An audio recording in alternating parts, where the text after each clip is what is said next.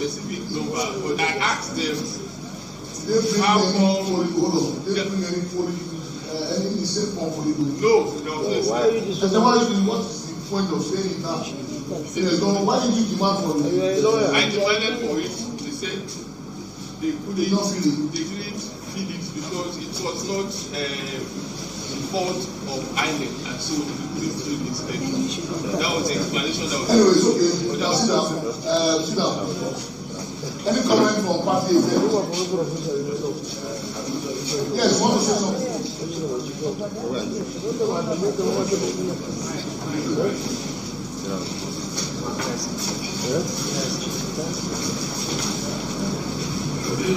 Thank you, Prof. It is to offer some kind of explanation what transpired in region Ward 2 of the South. I wasn't about that's my local. It's okay, so I will not go into hold on please. Don't want anybody to talk about something about what is personally. No, hold on please. Let's not be on point. We're not there, we're there. You understand? That's why I'm here. Just listen. That means what you could say is you were informed, so I would be careful to know that you're not saying what you saw. Yes. So go ahead. Yes. Now, the point is the essence of scoring 0 is that is the score of all the political parties at that particular ward. Because what happened was that there are 11 polling units in that ward. Then some hoodlums came in, took one ballot box of 1 unit, and then in the commotion, the remaining presiding officer tried to protect the remaining ballot boxes, and they went inside because it's located inside a primary school. So they took it inside. Then some agents said that the integrity of those ballot boxes that they took out had been compromised, and they insisted. He tried to get them to collect the remaining 10. I think the Igbo, that report was there to the Igbo. So the ward coalition officer decided to score every political party here 0. That's what happened. That's what we were told. So please sit down. Thank you very much. Thank you, let us see. Yes. Any other comments? There's none. Go on, go on. Thank you, sir.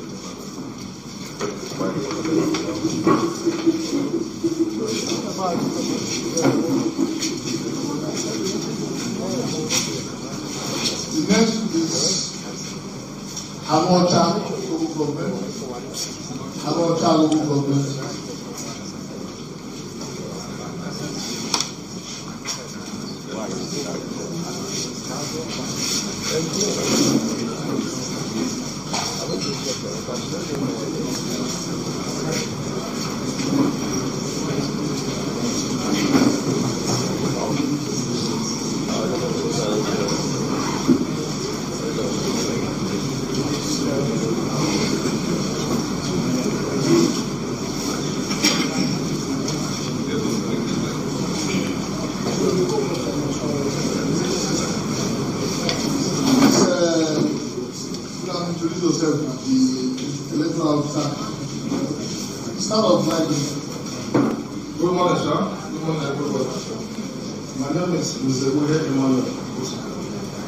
I am the electoral officer and national local government.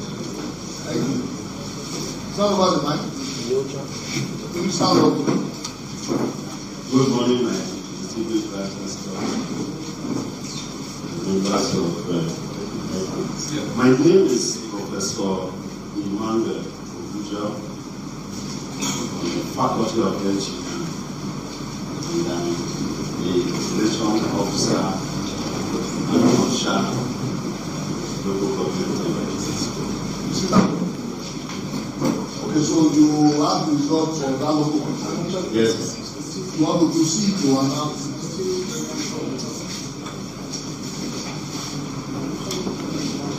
We have 19 registration areas in that local government.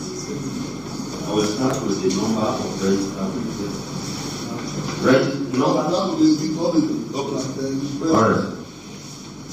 Number of registered voters 124061. Number of registered voters 124061.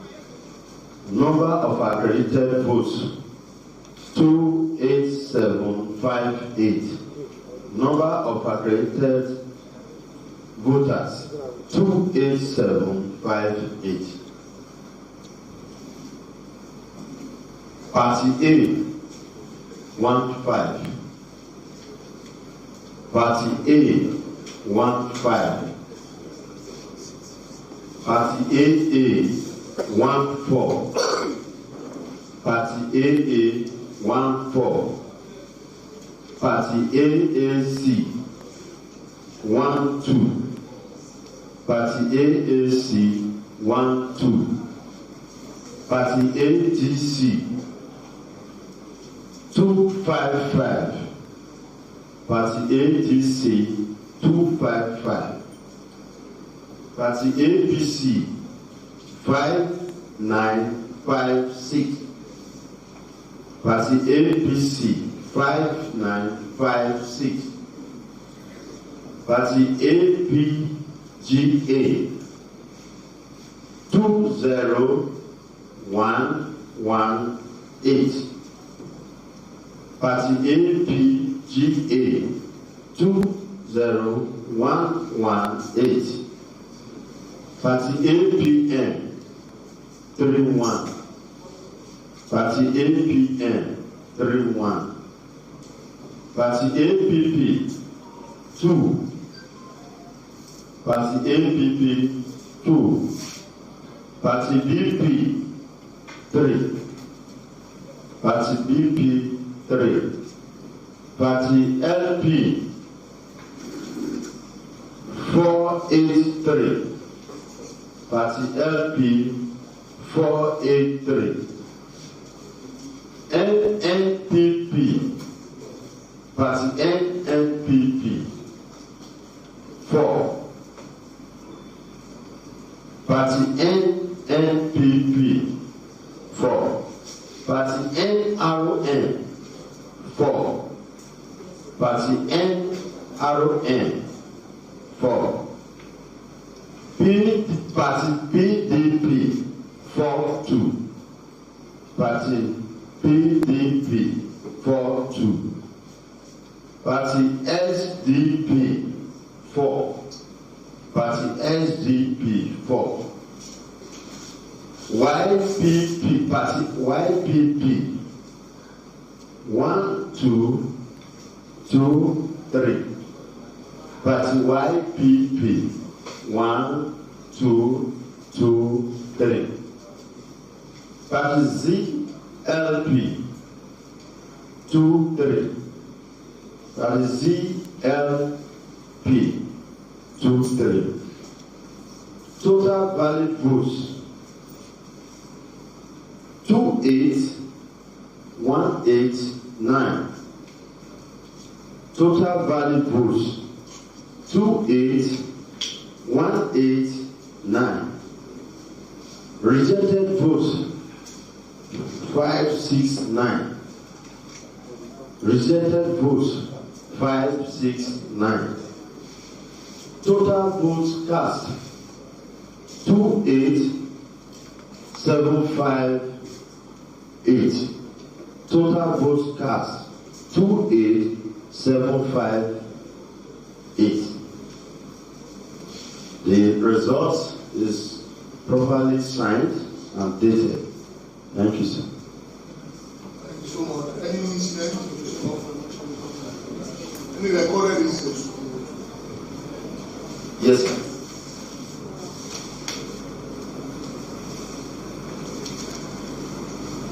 In 5 units in E-Ring 1 was local government, the registration area, E-Ring 1, 5 units were cancelled.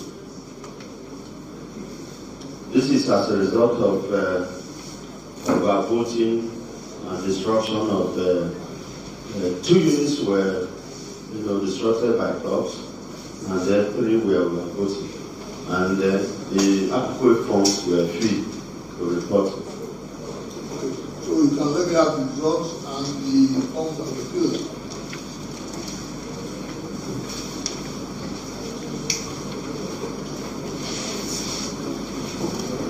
Go this way.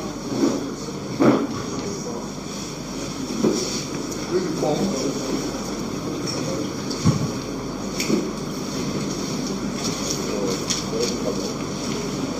Very much.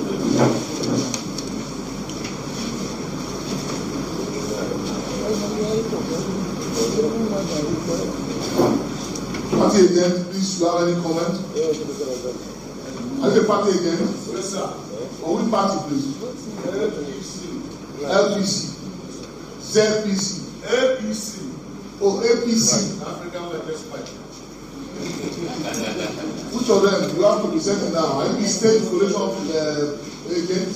I am the state party agent, but for the purpose of the election today, I was in my local government and Awacha local government.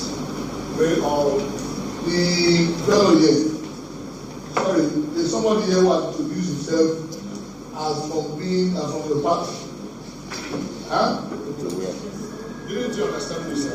No, I didn't understand you. I said that I have been the state party agent, but for purposes of the election today, I worked in my local government as first local government election agent. Okay, go ahead and show me the comment. Actually, this issue of meanwhile, my name is Chris Chifon Jr. Issue of came up where the collection center our local government headquarters. And the time people addressed us when I was enforced during the collation, he said that about 2 polling units results booklets had some issue. Peacefully, we agreed. But when he left for Oka, I think he came to this place to collect replacement sheets. We were there waiting. I opened my phone and I made calls. And people who came, normally the agency work is always in rest. The booth go to the one go to the local government. And all of them said that in a particular polling center comprising of 3 polling units, one of the boys 2 and the boys 3. That they had good elections there, and the results were posted already been uploaded in the IRF. So that brought my mind. I brought my phone and checked. We found out that of the 17 polling units, that 16 polling units had already been uploaded, and there's no issue. I alerted the collation officer. Now look at what we're seeing. He saw it, and I told him that since there's no problem at the polling center, at the booth, no problem at the work, why should he come and cancel the result of the 3 polling units?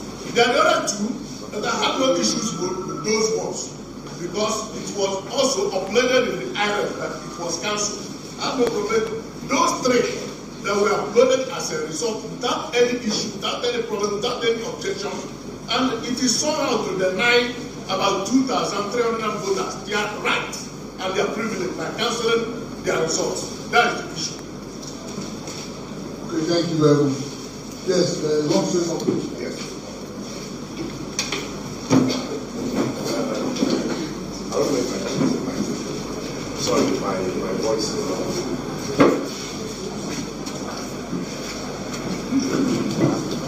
with respect to the first of all, my name is Lai Ezogilma. I am the state coalition agent of Anambra. In Ward 1, there are 5 polling units that have issue. First, the documents submitted to you speak for themselves with respect to the issue why those polling units were actually cancelled. 3 polling units, and I believe, I presume, the ones he's talking about, yes, results were uploaded to the IRF. Results that were then generated from the polling units, because by INEC regulation, before a polling unit result will be collated, the collation officer will have to look at the details of accreditation in the papers to make sure that it corresponds with a vote cast before that result will be collated. So he alone can explain how he got that astronomical figures. What actually transpired was that in those polling units, thugs that I suspect he sent came to those polling units. Elections were conducted, duly conducted. They just came there and took away the result sheet together with the poll officials in those places. When some were manufactured fictitious figures and uploaded to the IREF. But at the collation center, there was no device machine that would back up the figures contained in those places. And the implication is that if you cannot ascertain or verify that the figures contained in the result sheet are actually the product of due accreditation in line with the INEC guideline, then such a result cannot be collated. And that's what happened. Thank you very much for the enlightenment. It's okay, it's not a big back. You have already made a point. He has made a point. So I think we'll proceed. That everything you are saying, there's nothing to add. You will create problem by continuing. You will not live here. You have reported what you were told. Is that also? Yes, you have reported what you were told. Is that also? Nobody queried it from the both parties. Nobody queried the result. You said so. Both parties. You said so. He has also reported what he was told. So you can see that it's better that we proceed. No, he reported hearsay. That's true. I reported that from the local government. That's true. And we are there. The ego was their president petition before him. It's okay. And I told him that I was expecting him to notify the state of that. It's okay. Thank you very much. Thank you very much. We'll now go to the next local government result. It's available. That is Indemnity North. Indemnity North local government.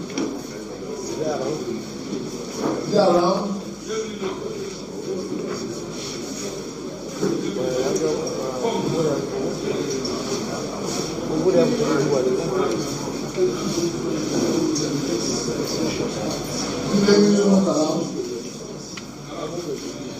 The EO and the collection of the EO seems good. You cannot carry your phone. Put your phone aside. Can you stand up and introduce yourself? My name is Woke Chukwudosaya. Give me microphone.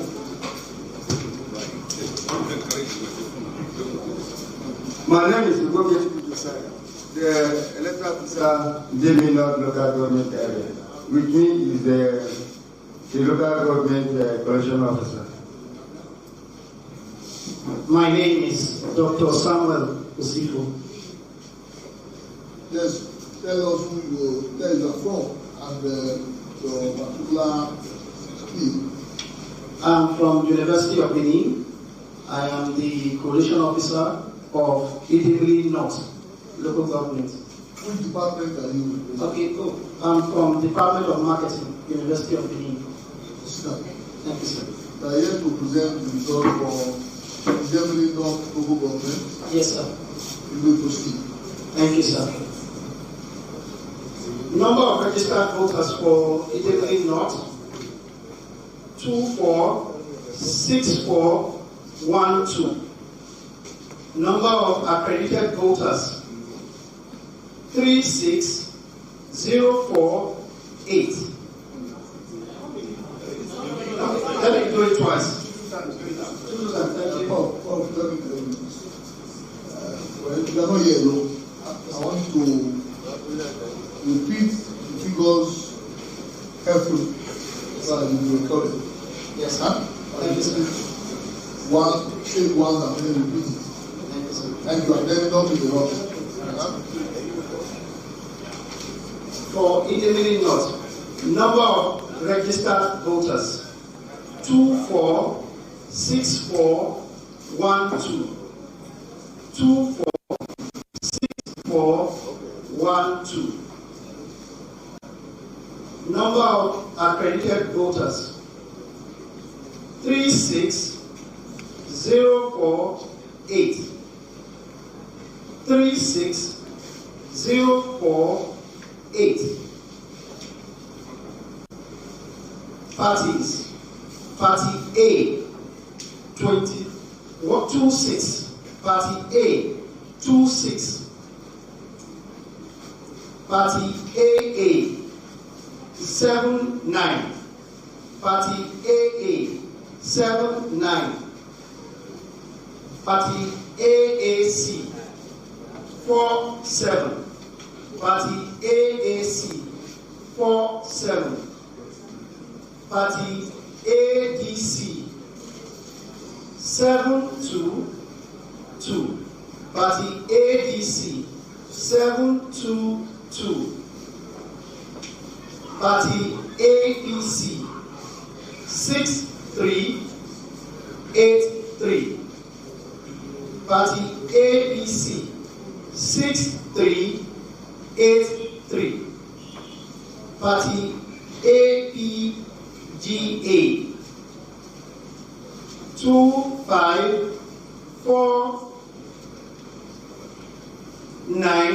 25498. 25498. Party APG8 A 25498. Party APM 105. Party APM 105. Party APP 7. Party APP 7. Party BP 25. Party BP 25. Party LP 1275. Party LP 1275. Party NNPP 8. Party NNPP 8. Party NRM 5. Party NRM 5. Party PDP 125. Party PDP 125. Party SDP 8. Party SDP 8. Party YPP 613. Party YPP 613. Party ZLP 35. Party ZLP 35. Total valid votes 34961. Total valid votes 34961. Rejected votes 704. Rejected votes 704. Total votes cast 35665. Total vote cast 35665.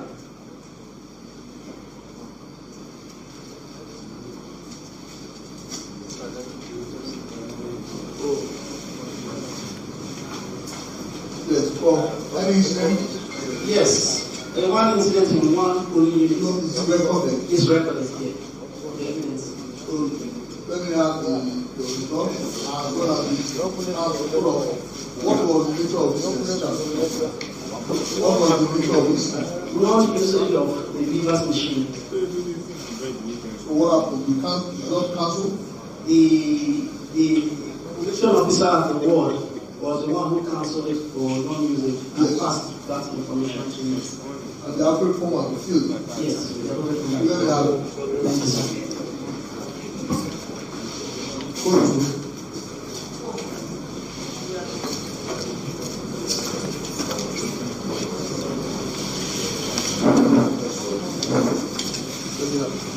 Thank you very much.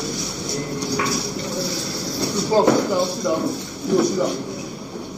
Okay. Any comment? No comment. No. Thank you, sir.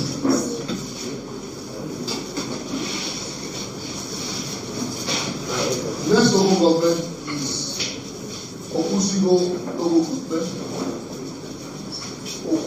Okusigo local government. I don't mean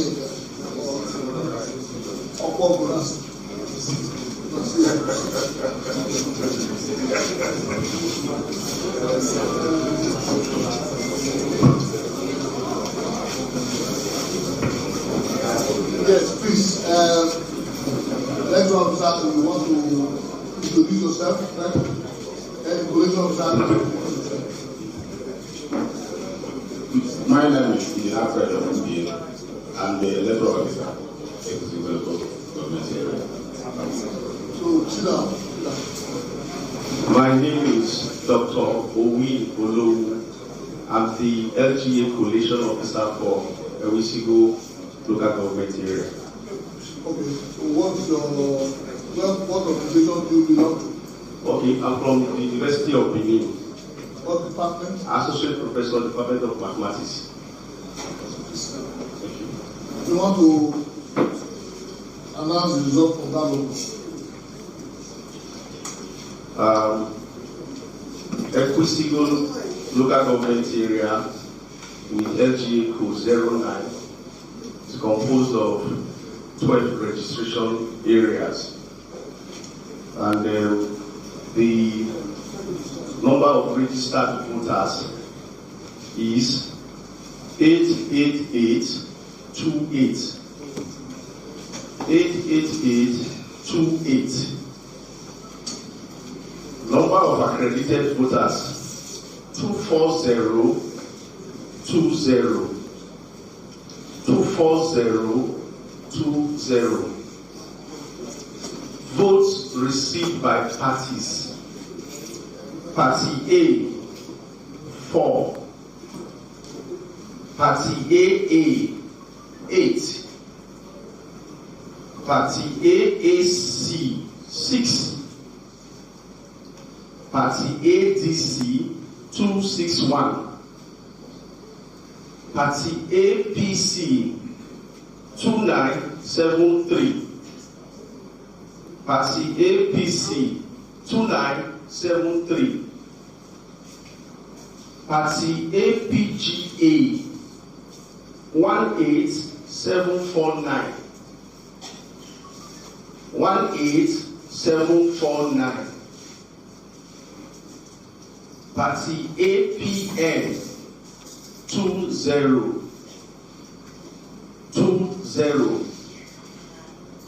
Party APP 0.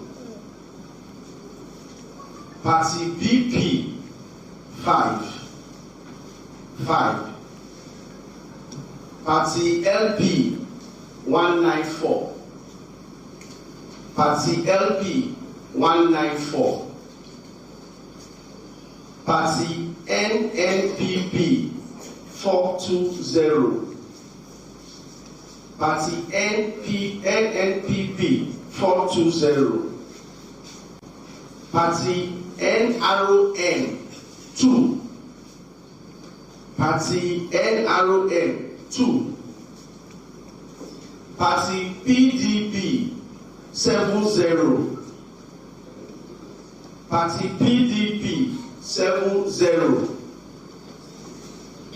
Party SDP 5. Party SDP 5. Party YPP 915. Party YPP 915. Party ZLP 10. Party ZLP 10. Total valid votes 23642. Total valid votes 23642. Rejected votes 378. Rejected vote 378.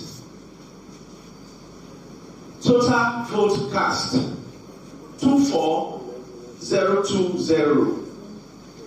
Total vote cast 24020. Okay, thank you so much, Doc. Without any incident? The none that was reported to me from the ROE, police officers. No. Yeah. Okay, so you can present the result. Present it this way.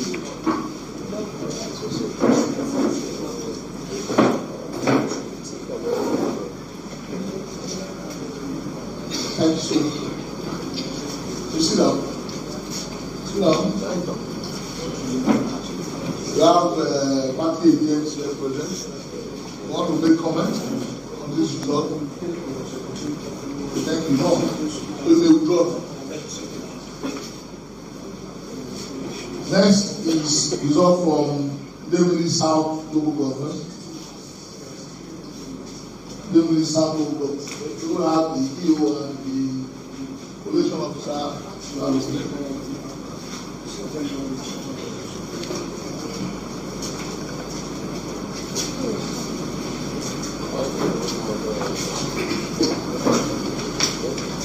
Gentlemen, you have to introduce yourself. Start with the EO. My name is Oyubu Original, the letter of Emily South. My name is Andrew Osaritin Iseko, PhD. I'm the HOD Department of Finance, University of Benin. Thank you very much. President, please proceed.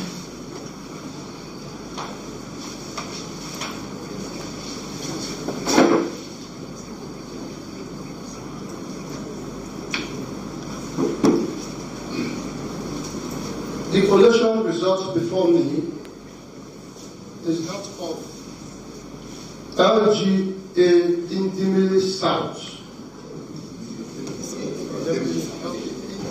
South. Pardon me for that. I'm from Benin. Thank you very much.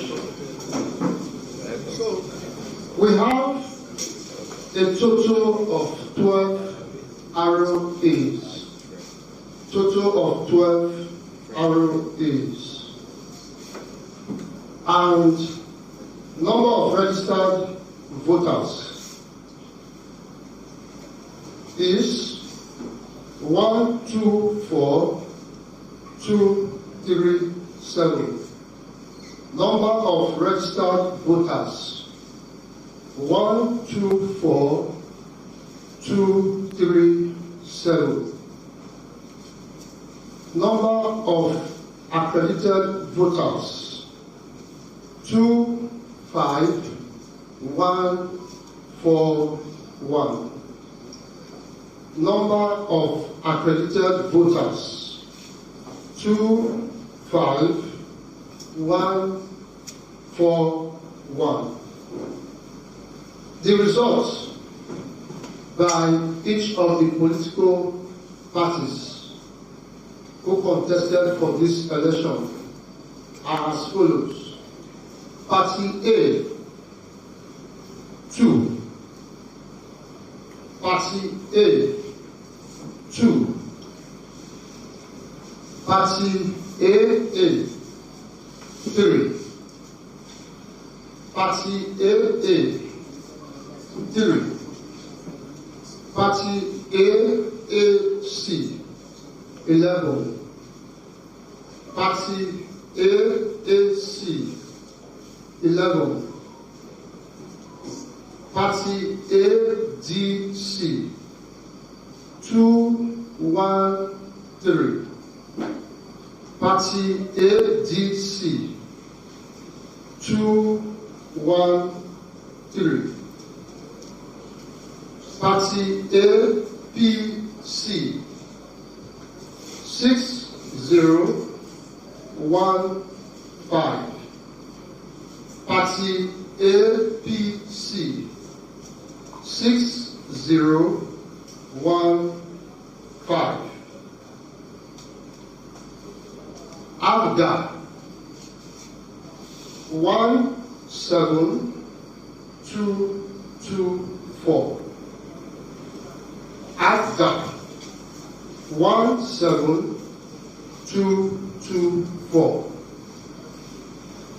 APM 138. Party APM 138. Party APP 2. APP 2. Party BP 5. BP 5. Party LP 276. Party LP 276. NNPP 6. NNPP 6. NROM 1. NROM 1. PDP 40. PDP 40. SDP 4. SDP 4. YPP 476. YPP 476. ZLP 15. ZLP 15. The total valid votes 24431. Total valid votes 24431. Rejected votes 464. Rejected votes 464. Total votes cast 24895. Total votes cast 24895. Thank you.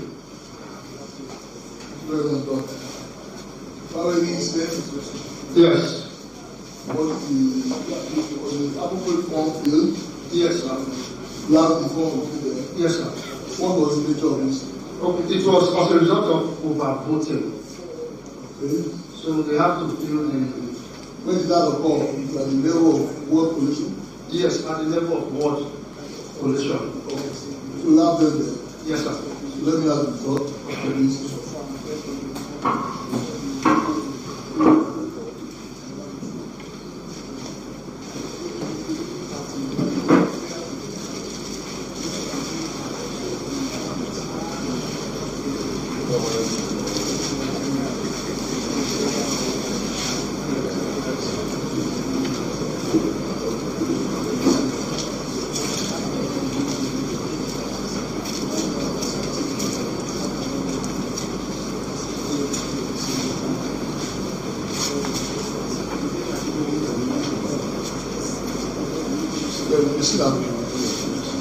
acting agent, you have the results.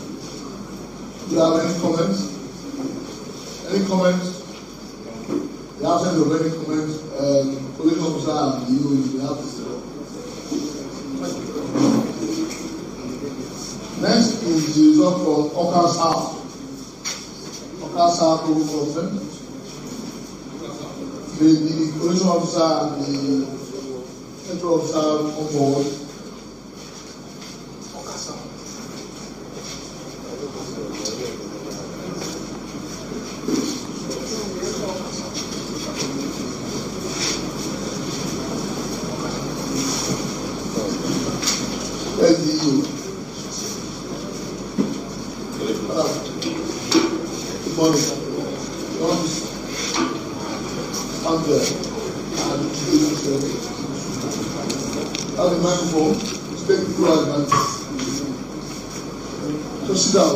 Start close to your way and close. Introduce yourself. My name is Mrs. Azlan Chizere. I'm the director of the office of the Thank you, madam. Yes. Good morning. I am Professor Kingsley Omoyibo, the LG as the local government coalition officer for Awka South. Well, please, can you mention the salary you belong to and University. I'm a professor of sociology and anthropology from the University of Benin. Thank you. You sit down, full of them. Prof, you are here to announce the result for Awka South local government. Do we proceed? Thank you very much, Chairman. I am the coalition officer of Awka South in the governorship election that held on the 8th November 2025. We have 20 wards, what you call the ROAs. In any case, I go straight to the results as collated. I have here total number of registered voters at 216,611. 216,611. The total number of accredited voters is 38,374. 38,374. Now to the parties. Party A, total 38 votes. Party A, 38 votes, which is 38. Party AA, 836. Party AA, 836. Party AAC, 37. AAC, 37. Party ADC, 1726. ADC, 1726. Party APC, 5038. Party APC, 5038. Party APGA, 27896. 27896. Party APM, 120. APM 120. Party APP 9. APP 9. Party BP 5. BP 5. Party LP 520. LP 520. Party NNPP 4. NNPP 4. Party NRM 0. NRM 0. Party PDP 6-3. PDP 6-3. Party SDP 4. SDP 4. YPP, Party YPP 1201. Party YPP 1201. Party ZLP 21. ZLP 21. The total valid votes. The total valid votes is 37518. 37518. Total rejected votes 784. Total rejected votes 784. Total vote cast. The total vote cast is 38302.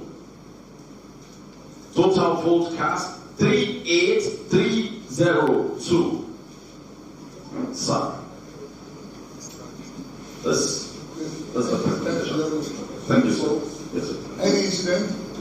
Yes, we had a report from Anambra, from Oka 6, where the result was cancelled. Was 6 or even 6? I think they call it Oka 6 as presented in the which is Ward 6.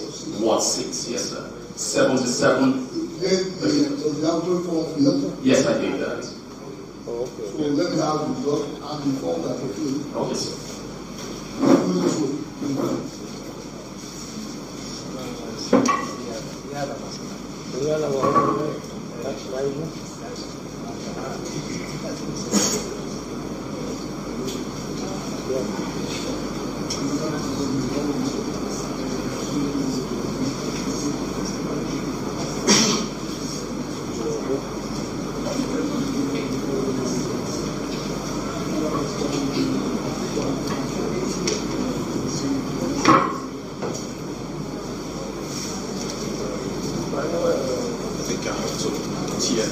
No, not yet, not yet. Let me have it.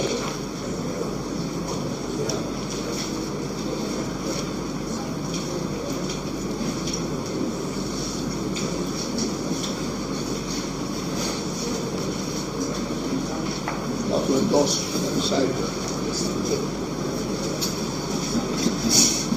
Endorse side by side.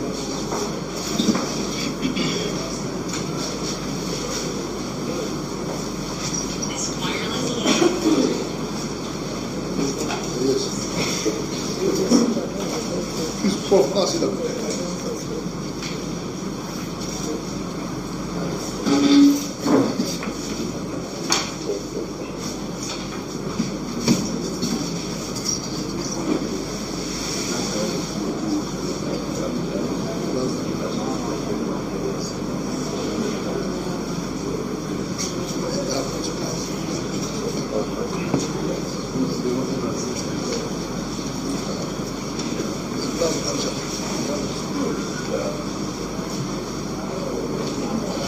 Okay, party agents who have had the result presented.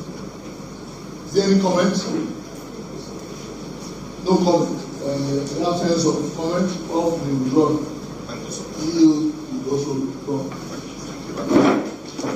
Distinguished ladies and gentlemen, members of the press, at this point, we are taking 19 local governments. We still have 2 local governments left. But they have been awaiting. So we're withdrawing now, and we'll return back. Well, I'm not certain when they will come, but we'll can propose that we will be back by another 1 hour.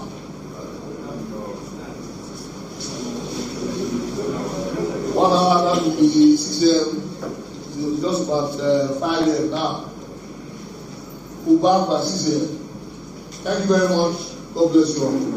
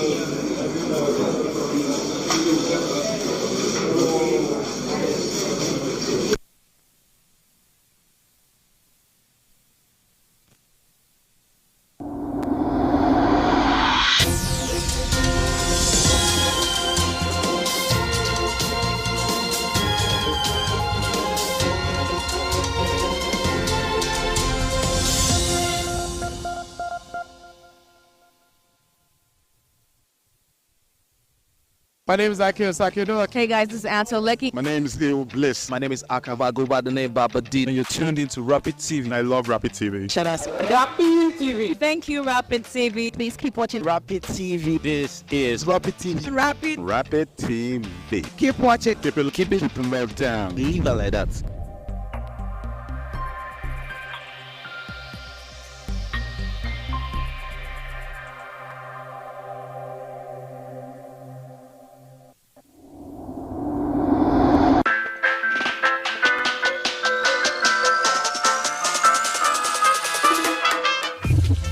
a world where every swipe, click, or tap is shaping our future, technology is no longer a distant dream. It is the heartbeat of Africa and the world at large. From innovations to gadgets to startups and digital lifestyles, Tech Up with Victor takes you round. A show that makes technology simple, practical, and exciting for everyone. Join us every week on Rapid TV as we break down tech trends, spotlight African innovators, and connect Africa's digital story to the global stage. Tech Up with Victor, where innovation meets you.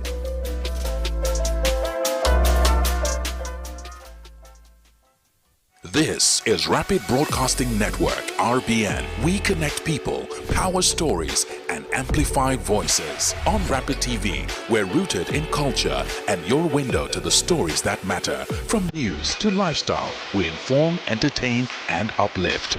Join Rapid TV on Star Times Channel 176, Nigecom Sat.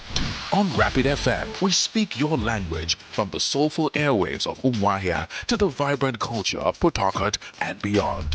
More than broadcasters, we're creators, amplifying that voice within with powerful content across TV, radio, and digital. Join us at rbnradiotv.com and all our social media handles. One network, one voice. Rapid Broadcasting Network, RBN, the sound of your city, rooted in truth, driven by impact. It's decision time in Anambra State.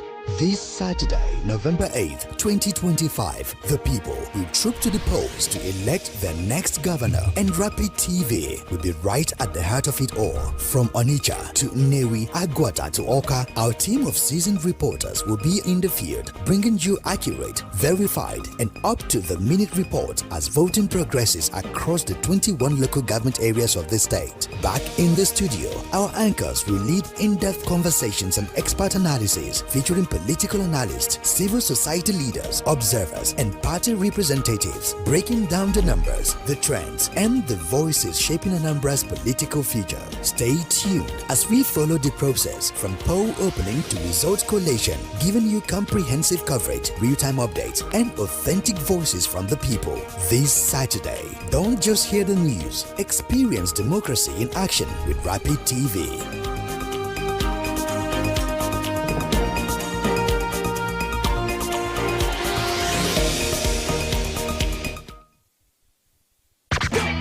Are you missing out on interviews, music, entertainment, thought-provoking discussions, and more? Don't sweat it, man. We've got you covered. No matter where you are, be part of the action 24/7, online and live. Caesar Radio. On Facebook, it's Rapid FM Umuahia. On Instagram, it's official Rapid FM. And on X, it is Rapid FM 965. Tune in to Rapid 96.5 FM or listen to us live on our website at www.rapidfm965.com or radiogarden.com. Better yet, get our mobile app from the Google Play Store. Catch the pulse of the Southeast on Rapid 96.5 FM, the sound of your city. Hey, Oyanam, all Caesar Radio.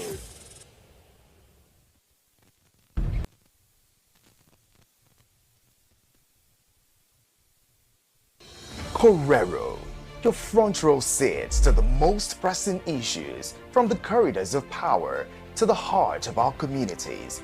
We bring you unfiltered insight, fearless journalism, and the conversations that matter. And I invite you to this big conversation table as we analyze the top stories, ask the tough questions, and hold power to account.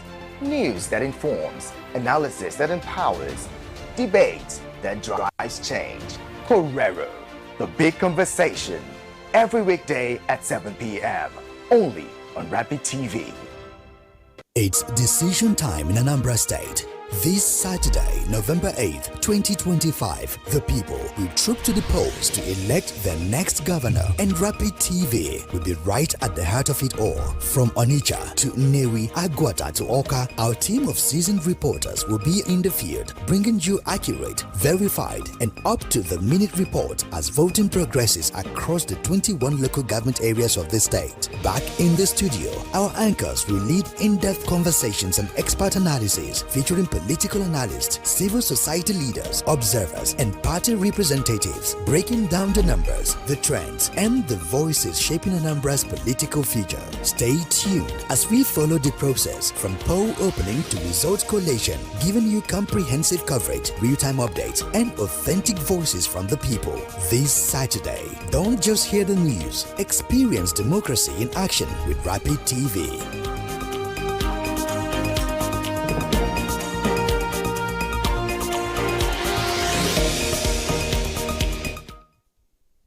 My name is Akio Sakido. Hey guys, this is Anto Lecky. My name is Leo Bliss. My name is Akava. Go by the name Baba D. And you're tuned into Rapid TV. I love Rapid TV. Shout out Rapid TV. Thank you, Rapid TV. Please keep watching Rapid TV. This is Rapid TV.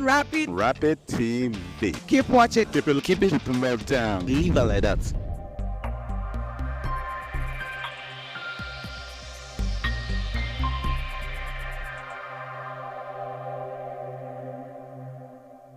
Throughout my 4 years, there was no single incident of security in Bauchi State. And I did a lot.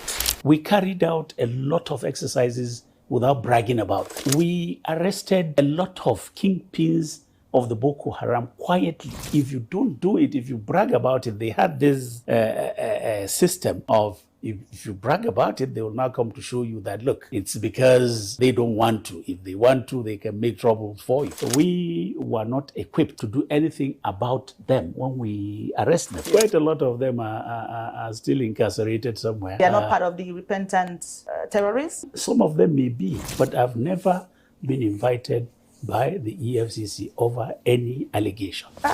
That would be funny, because some of the allegations on your person was that sale of government property, and said you sold some luxury cars. I sold to myself. I sold to myself. Yes. Yes, I sold. To yourself? I did not take them. Oh, you sold them to yourself? Yes. Are you missing out on interviews, music, entertainment, thought-provoking discussions, and more? Don't sweat it, man. We've got you covered. No matter where you are, be part of the action 24/7, online and live. Caesar Radio. On Facebook, it's Rapid FM Umahia. On Instagram, it's official Rapid FM. And on X, it is Rapid FM 965. Tune in to Rapid 96.5 FM or listen to us live on our website at www.rapidfm965.com or radiogarden.com. Better yet, get our mobile app from the Google Play Store. Catch the pulse of the Southeast on Rapid 96.5 FM, the sound of your city. Hey, Oyanam, Caesar Radio. This is Rapid Broadcasting Network, RBN. We connect people, power stories, and amplify voices. On Rapid TV, we're rooted in culture and your window to the stories that matter. From news to lifestyle, we inform, entertain, and uplift. Join Rapid TV on Star Times Channel 176, Nightcomsat. On Rapid FM, we speak your language from the soulful airwaves of Umuahia to the vibrant culture of Port Harcourt and beyond. More than broadcasters, we're creators, amplifying that voice within with powerful content across TV, radio, and digital. Join us at rbnradiotv.com and all our social media handles. One network, one voice. Rapid Broadcasting Network, RBN. The sound of your city, rooted in truth, driven by impact. Anambra State, heart of Nigeria's southeast, a land of enterprise, culture and resilience, but its political journey from military rule to modern democracy tells a larger story about Nigeria itself. Created on the 3rd of February 1976, Anambra emerged from the old East Central State. It was part of the nationwide reform by the Murtala Mohammed administration, a restructuring meant to bring governance closer to the people. Before then, the area formed part of the eastern region until General Yakubu Gowon dissolved the regional system during the Nigeria Civil War in 1967.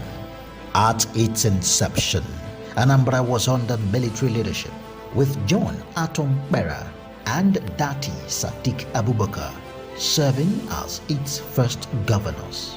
But by 1979, democracy arrived. Jim Nwobodo became the first elected civilian governor. He was succeeded by Christian Ono in 1983, before another military intervention swept away the Second Republic. For nearly a decade, soldiers ruled the state, among them Alison Madueke, Samson Omiloa, and Robert Okonobi, Herbert Eze, and briefly Joseph Abulu. In 1991, Enugu was carved out and Awka became the new capital of Anambra. Then came a brief democratic spark, Chukwuemeka Ezife, in 1992, dimmed again by the 1993 coup. The years that followed saw a string of administrators, Dabo Ali, Mike Atta, Rufai Garuba, and Emmanuel Ukeagbu, until democracy finally returned in 1999. With the Fourth Republic, Anambra entered a new dawn of people's power. Governors like Chinwoke Mbadinuju, Chris Ngege, Peter Obi, Virginia Itiaba, Andy Uba, and Willie Obiano each wrote their own chapter, shaping the state's democratic landscape. And today, under Professor Charles Chukwuba Soludo, the journey continues with new challenges, new hopes, and a renewed call for governance that reflects the people's will. From its turbulent beginnings under military rule to decades of democratic consolidation, Anambra's story is far more than a timeline of leaders. It is a living chronicle of endurance, reform, and the unbreakable spirit of its people.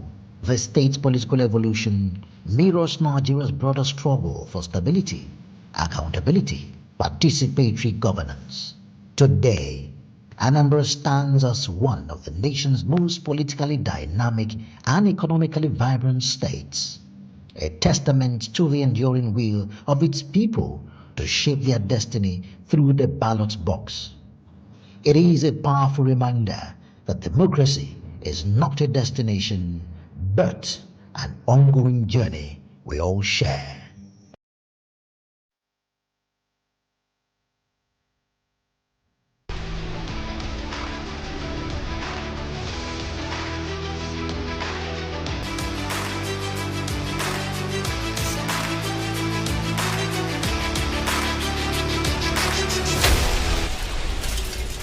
Two major things that Nigerians are really pained about.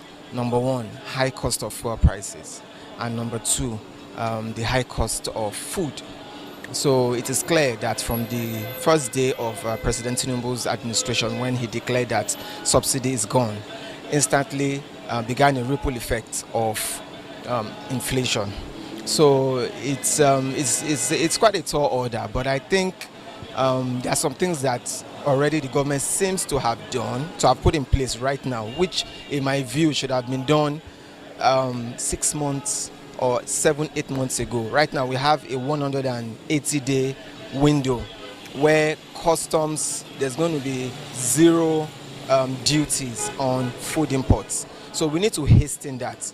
Let's see how we can, in the interim, quickly bring in food at very, very low rates. If possible, just as the government wants to do, no customs rates, and we should also find a way of opening our borders at the interim so that Nigerians can have cheaper food. In most cases, if I want to say on my own, I think it's just have to respond to the demand of the masses. Because the fact is, if we say we are not seeing what is going on, they all know what we are going on. We are going through a lot of difficult time. So I think the best thing is for them to respond to the demand of the masses. Even if they can't meet all the demand, there are certain demands they should be able to meet, such as, for instance, the hardship in terms of feeding is becoming a big problem to everyone. Everyone is facing it. But I think the best thing we should possibly do now is to first of all attend to the needs in terms of how they can be able to meet up with the need of feeding and other little means that are possibly we can attend to for now. That's what I think. People are suffering too much. cost of living, food, everything. Even the youth, they are not even benefiting anything from them. They are not helping the youth at all. You see students, end of the school, nothing for him, no work for the students. And you are telling them to go to school. If they go to school and come back from the school, which work did you provide for them to do? So it's not helping the youth at all. We need change. People are suffering. Even the youth are suffering. I have a son, I have a daughter. No work for them. And it's not helping us at all. So we need a change. I believe the government know what to do. They know what to do, but they are just beating around the bush. They are not taking like the masses' feelings. They are not putting it to heart. Everybody's suffering, you know, protests here and there. Are they not tired? Please, the government should just do something. Insecurity. The first thing is, I think insecurity is the most paramount, because our farmers are currently not doing so much as they should. So insecurity should be top priority, and then the hunger in the land is too much. And what are the things do I personally think the president should do? Number one, we have to make sure that we do our own homegrown food.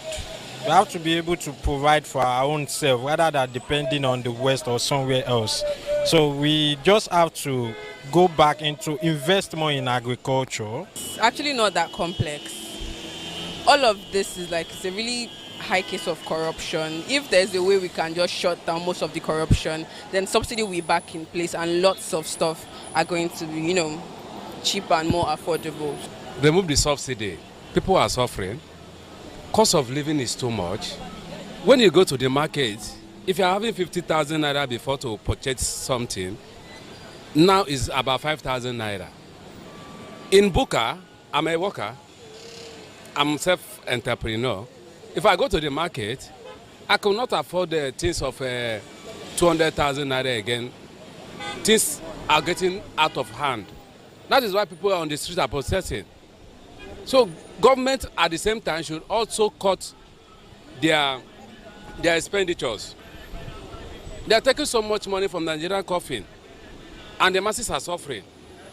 I think they should agree to some of the conditions the Labour Congress gave them, like the minimum wage. I know it can't be possible for the minimum wage to be 300k, because if that should happen, then there will not be like money in circulation.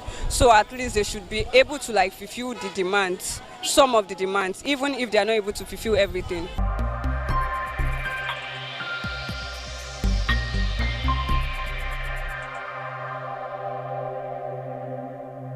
Throughout my 4 years, there was no single incident of security in Bauchi State. And I did a lot. We carried out a lot of exercises without bragging about it. We arrested a lot of kingpins of the Boko Haram quietly. If you don't do it, if you brag about it, they had this system of, if you brag about it, they will now come to show you that, look, it's because they don't want to. If they want to, they can make trouble for you. So we were not equipped to do anything about them when we arrest them. Quite a lot of them are still incarcerated somewhere. They are not part of the repentant terrorists? Some of them may be, but I've never been invited by the EFCC over any allegation. That would be funny, because some of the allegations on your person was that sale of government property, and said you sold some luxury cars. I sold to myself.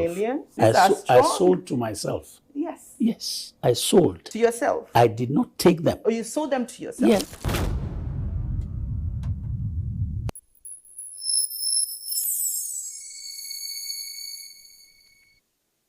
They are idiots who don't want to participate in the affairs of their nation. They think things will just work in and of themselves.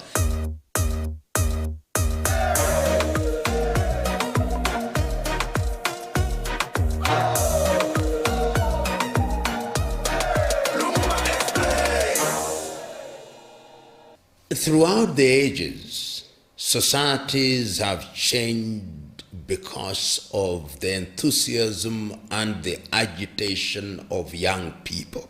That is the lesson of history. And if you ignore that, any society that ignores that truism is a society that is in danger, because young people are indeed the engine of every society. It is young people who have the energy and the vigor. It is young people who are the defenders of their societies. It is young people who provide the energy that is the driving force of the industries or even agriculture of the society. And if young people are made hopeless, then they become dangerous, because in their hopelessness, they want change. And when they see certain individuals or groups of individuals are standing in the way of the change that they desire, their only agenda will be to remove such people, in the hope that by removing them, then they'll create a new order and a new dispensation that will restore hope. That is why you cannot ignore young people. I remember in different societies, there have always been different statements about the value of young people, whether you are talking about Africa, in African traditional African societies, there were methods and systems of training youth to be responsible. In different societies, there are different ways of ensuring that young people are given the hope that when they become adults, then they will inherit societies that are going to sustain their own children, because life is intergenerational. Life is a relay race. And my message is, ignore young people at your own peril. If you ignore them, then they'll create disorder. And when they create disorder, then the society will be turned upside down. And if the society is turned upside down, then it takes generations to restore it. But if you listen to the well-meaning voices of young people, then you will change society in a positive way. And there is evidence in different societies across the world.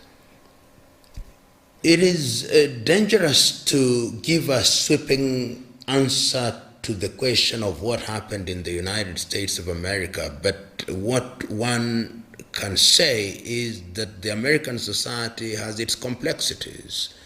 The access to guns is very easy in the United States, and they trace it to their history.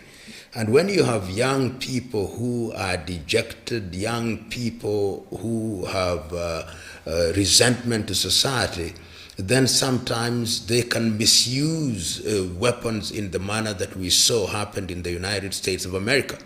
The little evidence that we have tells us that this young man who was involved, is he called Crooks, who was involved in this attempted assassination, has a history of sorts, and we are not able from the armchairs that we sit on to really give an objective, comprehensive assessment of the circumstances, but it calls into question who should have access to guns. But that, of course, does not even begin to answer the question. I think what we can do for our purpose is to tell ourselves that if you allow access to guns and it's available to certain types of people, then you expose yourself to danger. But remember, there is nothing like perfect security anywhere in the world. We have seen over the years attempted assassinations or assassinations, and in many cases there have been young people who want to change society. Sometimes they are young people who believe they can change the society, and they want to eliminate people who they think stand in the way of such change. That is the best that one can do, but one must warn oneself that one is talking from a position of lack of all the evidence and all the information relating to that particular situation. When we started in Kenya talking about the Generation Z, I asked a young person, do you actually know when this classification started? And I told the young man, I want you to go and read a book by an American psychologist called Jean-Marie Tweng, who was given the categorization from the silent generation to the baby boomers, then to the X, then to the millennials, then to the generation Z, who are now called the Zoomers. And this is an attempt to understand societies. And the reality is, there was a time when, because information was controlled, when if you wanted any kind of information, the only source of information was a newspaper. The only source of information was a national broadcaster, which was not even open 24 hours. It would be open for 4 hours during the day. And one can say that the amount and quality of information that was available to certain people in the society in those early days was very restricted. Then there was what one may call a dramatic change in the world with the coming into being of internet, with the coming into being of what is social media, the Instagram, the Google, all these media that is now available to us, so that instantaneously what happens in one part of the world is made known to a person in a totally different part of the world. And this abundance of information and the ease with which this information is accessed has created a gap in the thinking of the generation, because the society still has those who may be described as the boomers, if you use that classification. It has those who they call the X's and the millennials, and you have these Zoomers who are very impatient. They think they know more than you do, and yet you think they don't know. And that creates an intergenerational conflict. But it's also important to know that even as we talk about the Zoomers in any country, we must also remind ourselves that in quite a number of countries, there are young people in the same age bracket who do not have access to that kind of information. So the society finds itself in an environment of contradiction. And when a society finds itself in an environment where there is contradiction, if there are no forums for mediation, then it generates conflicts. And this is what we begin to see as manifesting itself through protest. And that protest sometimes spills over into the streets. But if you care to read what happens in the social media, there is always some kind of protest going on in the social media, which does not necessarily spill over into the streets. And every society is now being called upon to begin to react and to think, how are we going to deal with this new environment? It is the reality today in Kenya and in different countries of the world, in Africa, that a decision is made by a government official, and the decision is put in writing and is stamped confidential. Within a few minutes, the confidential document is all over in the social media. So that there is nothing confidential. What you think is confidential is now in the public domain. The thing that we call official secrecy is no longer there. And these are generating conflicts which, if not mediated properly, then can spill over in a dangerous way. But if they are anticipated and dealt with in a positive manner, in a manner that engages these individuals who are in this space, who are of a different generation, then it can help drive the nations. Africa finds herself in a more interesting, one can say even dangerous situation, and that is also true of Asia. If you look at recent census and you look at the percentage of young people below the age of 35, it is almost 70% of the population. If you look at people who are above the age of 65 in many countries in Africa, is less than 5%. So these are demographics that think very differently, behave very differently, and yet they must live together in this one society. How do you deal with it? These are the questions that we must now begin to ask ourselves. And governing countries is going to be very difficult in the future. What we see now is something that the world has never seen before, where everybody is a journalist, where everybody can Google or contact Professor Google, and Professor Google will tell you everything that you want to know. This is the environment in which we find ourselves as countries, as societies, and the question is, are we prepared? And if you are not prepared, the answer is you had better be prepared. And the other question is, can you be prepared enough, even if you want to prepare? Because the dynamics are changing by the day. So it is not going to be easy. It is not going to be for the faint-hearted. It's going to require intellectual agility so that you deal with this new scenario, because it will only going to grow more complex as days go by. I've never been one who simply says, because you are young, therefore you must lead. I think that is not the way to look at it, because youth in and of itself is not the answer. It is ideas. But yet it is also true that societies must have a system where older people give room for younger people to serve. And what has been emerging in the areas that you've talked about in the Sahelian region, you are talking about countries such as Burkina Faso, Niger, Guinea, and even Chad to a certain extent, is that the ballot has disappointed the people.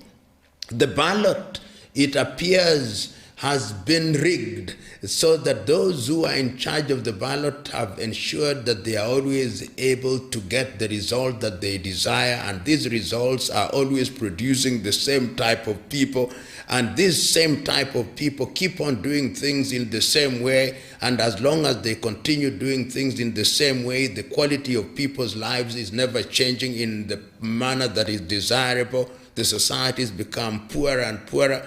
And the young men who emerge from the military are therefore saying, or are saying, that we are tired. We cannot continue to be governed in this way. And for that reason, we are intervening. We are intervening to disrupt this method, because we know that if we don't eliminate these individuals now, it will always be musical chairs. It will always be the same faces saying different things and taking charge of our affairs and misleading us. And the Sahelians are saying, the game is over. We are going to do things differently, and we are going to redefine who we relate with and how we relate with those people, and we are going to change the society so that our ideas are given the opportunity to blossom. The jury is still out as to whether that experiment is going to work.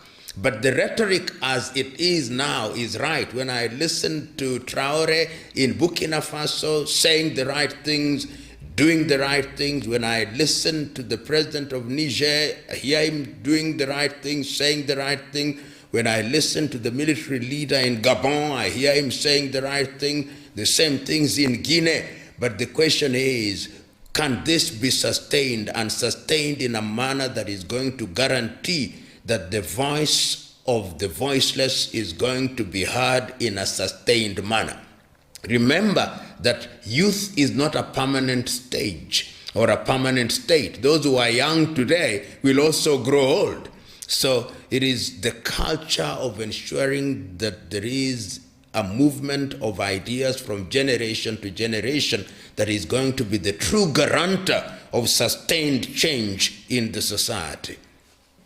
I think, particularly in Africa, the reason why older people in political power continue to behave the way they do is because power in Africa gives you access to everything. It gives you access to wealth, which you don't have to work for. It gives you access to power, which makes you a demigod. It makes you think that you are larger than life, almost as large as death. It makes you do everything and anything you want, and you begin to forget your past. You begin to forget that you are once young. You begin to forget that you need energy in order to serve. You begin to forget that you are in a position of trust. You begin to forget that you are a servant, and you begin to think that you are indeed the owner of the countries that you are supposed to serve. And you then begin to look at those who are calling for change as your enemies. And because those who are calling for change happen to be young, you then think that the young people are your enemies. And you then begin to think that they are ignorant. You then begin to think that they do not know what they want, and that you are the person who has the monopoly of knowledge and wisdom, and that you can give portions of it as you deem fit. You live in a world of your own, a world of make-believe, a world where you are all-knowing and everybody is a fool. You live in a fool's paradise. That is what happens to those old people, particularly when they have power and money, and they forget themselves. They suffer from what I call selective amnesia. It is a result of a selfish mind. It's a result of megalomania. It's a result of people whose minds are dominated by narcissism. They are narcissistic. They believe that they are the alpha and omega. They believe that they are it. And it is a product of greed. It is a human problem. It is a human problem, but it varies in its extent and depth from society to society. If you look at every society and you look at their history, you'll always find that there were people who believed, is it King Louis the 13th in France, or Louis the 15th, when he was asked, what is the state? He said, l'état c'est moi, I am the state.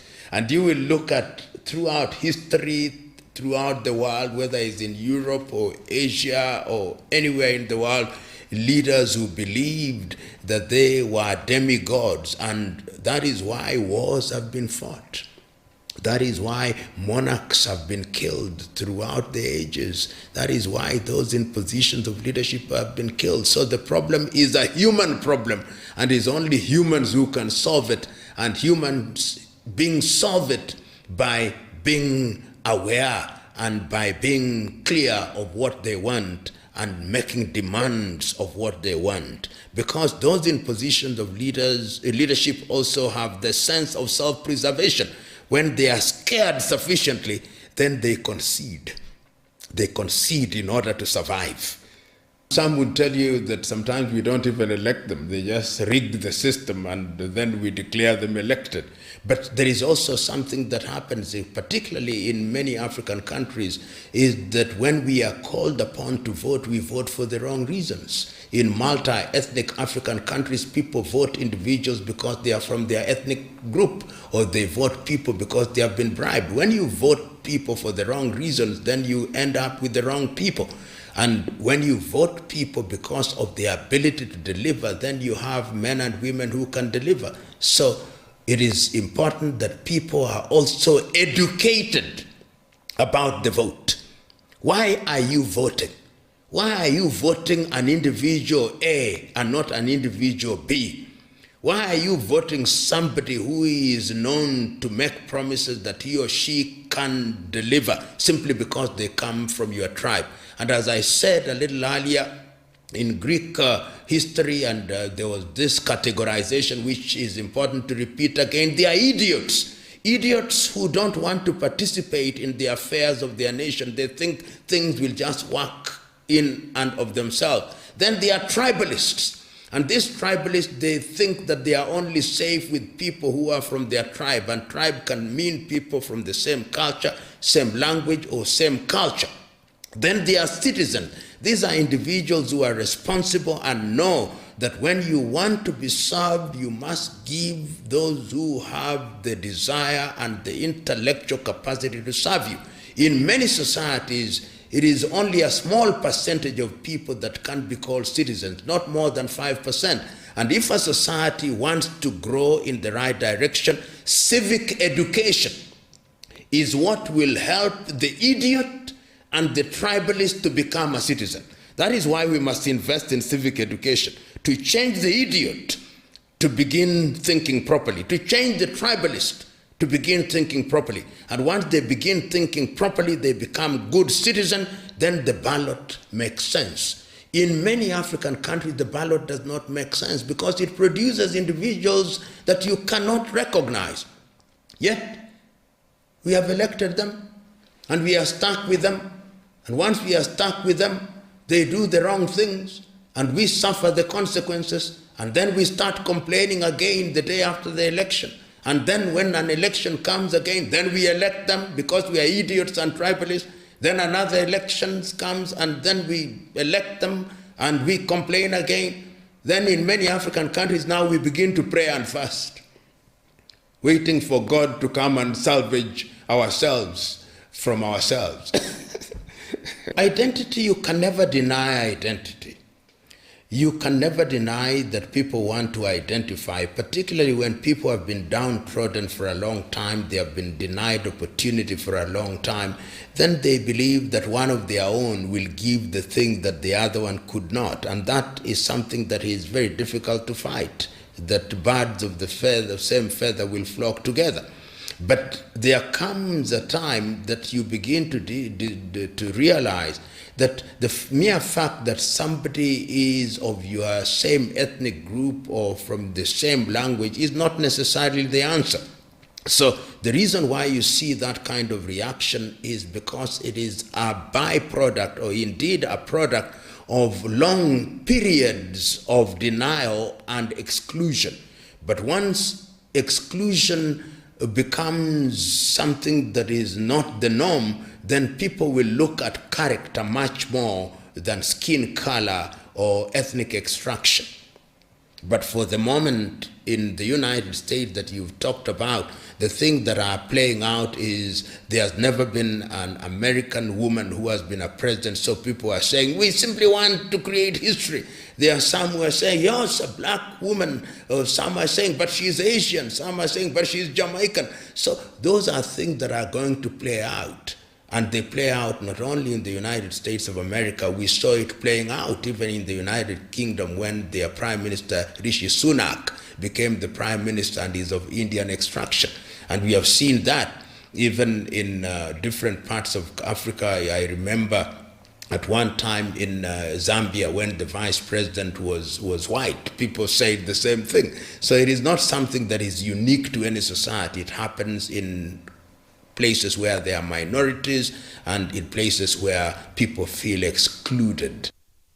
He or she is a leader, he or she who knows that leadership is about service, and that service requires humility, and that service requires sacrifice, and that service requires dedication, and it is only for a time, and that you must know when to leave the stage.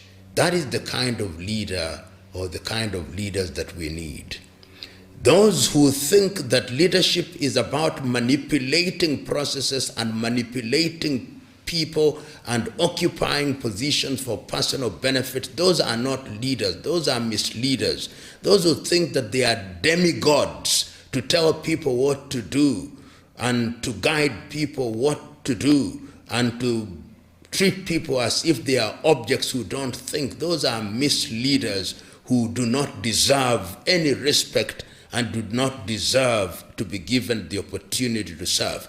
Unfortunately, we have no shortage of them in this part of the world, to me in Africa.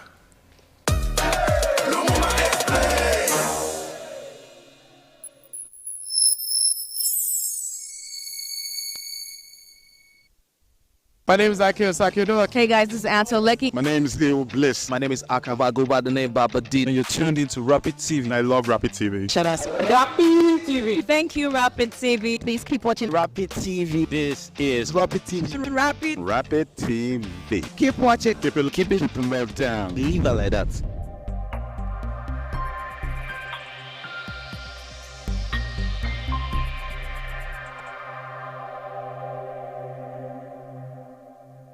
Stay open. Sako is open. He's open to people. He's open to God. He's open to growth. So stay open like him. He's not just a comedian, he impacts people. I'm here to do house girl work as well as celebrate him. So when he says Mary Jane, I want you to do this, I will just go ahead and... I had to put my cap on because I came to celebrate the comedy and entertainment cap on. It's Sako and Friends, the second edition, and it starts with stories of friendship. Sako will look at you and try and create something, and most of us have now known him from that. When you see me, so we got that thing sticks on my head all the time. When I come to his house and you meet the dogs, you have to be friends with them by force. So I entered his house one day. I was trying to call him to come outside so that his dogs is there when his dogs come out to meet me. But his number was not going. I was in the compound and the dogs were surrounding me. I was explaining to the dogs that, please, I'm waiting for your boss. I was speaking English. I'm a huge fan of Sako. I've been watching Sako for a while, How I got to know him was through a video he did that went viral, a reception where he was matchmaking two people in the audience. While Sako's friends say they're here to celebrate him, Sako, on the other hand, said that he is here to thank his friends as he tells us about the Sako and Friends idea, how far it has come, and what's next. Sako and Friends is just a gathering of friends that have known me from way back over 17 years that I started till date, to come and celebrate with me.